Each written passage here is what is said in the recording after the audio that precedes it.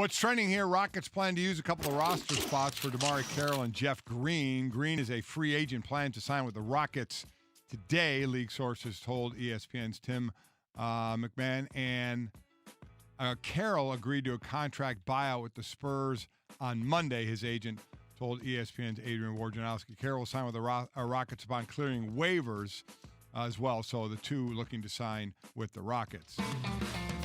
Well, the Tokyo Marathon is limiting its runners over the coronavirus fears. Organizers of the March 1st Marathon have announced the race will be closed to normal participants and open only to elite athletes because of fear of the virus. As a result, the field will be whittled down from 38,000 to just a couple hundred. The option of deferring entry is granted to everyone affected by the announcement. And in college basketball, there you go, Cliff. I knew you can get there sooner or later. Let's just play the sound of this, shall we? Mooney fakes, drives into the lane. The runner is off the back of the rim. No good. Pfluger with the rebound. Out to Leschewski. Leschewski for three. Got it! Notre Dame leads 77-76 with 1.8 seconds left.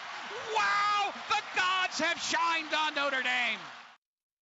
Jack Nolan on the call there. Notre Dame getting the 77-76 win over North Carolina. They were losing by 15 points in the second half of that game.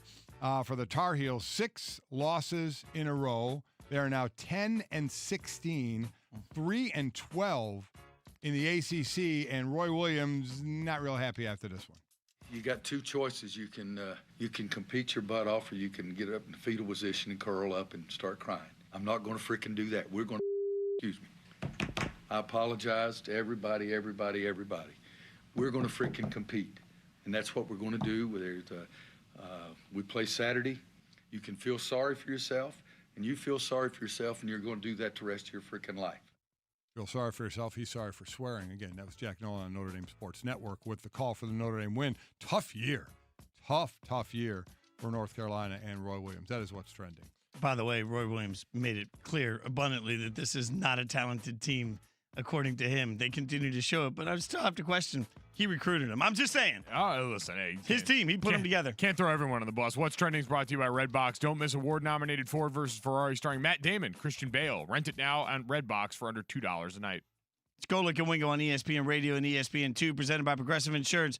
All phone guests join us on the Shell Pennzoil Performance Line. Every once in a while, you read a headline on ESPN.com, and you become convinced that somebody's just hacked it and put up a joke headline, and that's what I thought yesterday afternoon when I saw this. It's rare to see a headline and go, do what?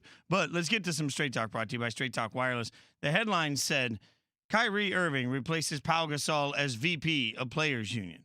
Now, a little context here. How many people even realize that Pau Gasol was the vice president of the NBA Players Association Executive Committee? Not many. But Kyrie Irving has been elected to this position, which just seems, gentlemen, stunning to me when you think about everything we always hear about Kyrie Irving. Let's just be real. Like, it's not like the guy's beloved, at least from what we hear in the basketball world, and then all of a sudden, bam! Elected to the executive committee. It was a surprising moment for me. Well, I mean, forget even before we get to the basketball world portion of this, like Kyrie Irving, noted NBA conspiracy theorist and all-time woke third-eye flat earther. That guy is the one that I think for most people might feel a little too unattached to reality to maybe be a part of something as weighty as the Players Union, but I guess there's an explanation for everything. Like the weirdest part of me, Dad, and they vote on this stuff. Yes, they do. It's voted in. Pau Gasol had been in that position. He had, as a 3-year term had expired. The president is Chris Paul. The first VP is Andre Iguodala. And what Kyrie said was, this was the right time for me to run for a leadership position in the NBPA. I've been an observer and a participant in union affairs for a while, but for the most part, I was off on the sidelines supporting our executive committee as they made important decisions. At this point in my career, I wanted to join forces with those guys and take a bigger role of the basketball off the basketball court and within our union. So, yeah, as you said, it's an elected position. So we've heard stories about him, and we're going to play some sound there where it doesn't seem like he was too well liked, yet some people felt good enough to be in this position to help. Yeah, I mean, leave it to Kendrick Perkins to just lay it out on the line. ESPN NBA analyst, share some of our sentiments. To me, it's the blind leading the blind. Kyrie has proven to all of us that he's not a leader, and I don't understand this for the life of me. Maybe he surprised the world and become this better person overnight, but when he was with the Celtics, he wasn't a good leader, and now he's in Brooklyn. We had several occasions where he done threw guys under the bus or whatever the case may be, saying that he don't need certain guys or he want this guy back, and it's just, I don't see those leadership skills in Kyrie, so hopefully he proves me wrong because the Players Association has been moving forward in a great way, so hopefully he don't ruin it. Well, or maybe we just don't know enough. You know, maybe we just don't know enough of the inside of the workings there and his thoughts on the union and what he's been involved in. That could be it as well, obviously. Adam, listen, we'll finish talking about the CBA later, but I'm really not digging your vibe right now, so I'm going to go. That's what we expect negotiations to sound like with Kyrie Irving. But expectation and reality, because to your point, and you know this, I mean, you were a part of the NFL Players Association as a player. We know guys like Dominique Foxworth and Ryan Clark here, and the challenges you face, because not everybody, by and large, in the league gives a damn about the stuff that's going on with the Players Association and with the union as a whole. Like, a lot of guys, the meat of the bell curve, are just trying to hang on in their career so they don't get to worry about that stuff. So it's difficult to find guys at times who care enough to be involved in the process. You would be stunned at the apathy by pro athletes, and there's a lot less in the NBA and then the NFL, no doubt about that. Yes, and so it might be different in their league, and so I don't want to apply too much. But I'm going to say I don't know if it's going to be a lot different because again, you're right. I can only speak for my sport. When we would sit in those meetings, the apathy, the guys that just didn't care, wouldn't listen, and said, "Hey, every team had a rep. Hey, whatever you want to do is fine."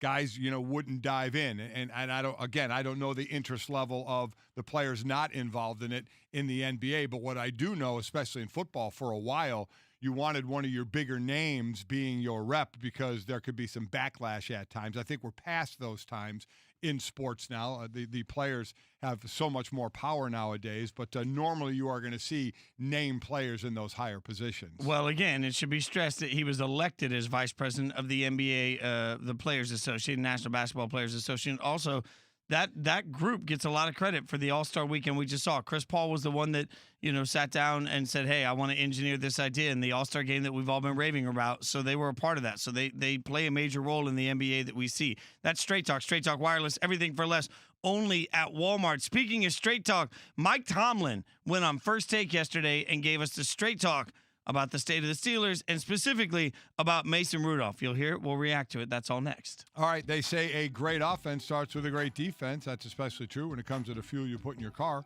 Shell V-Power Nitro Plus Premium Gasoline is engineered with 4 levels of defense against gunk, wear, corrosion, and friction. Helps keep your engine running like new. Maybe it's time to unthink what you think about premium fuel. Shell V-Power Nitro Plus Premium Gasoline. It is fuel for thought in engines that continuously use Shell V-Power Nitro Plus Premium Gasoline.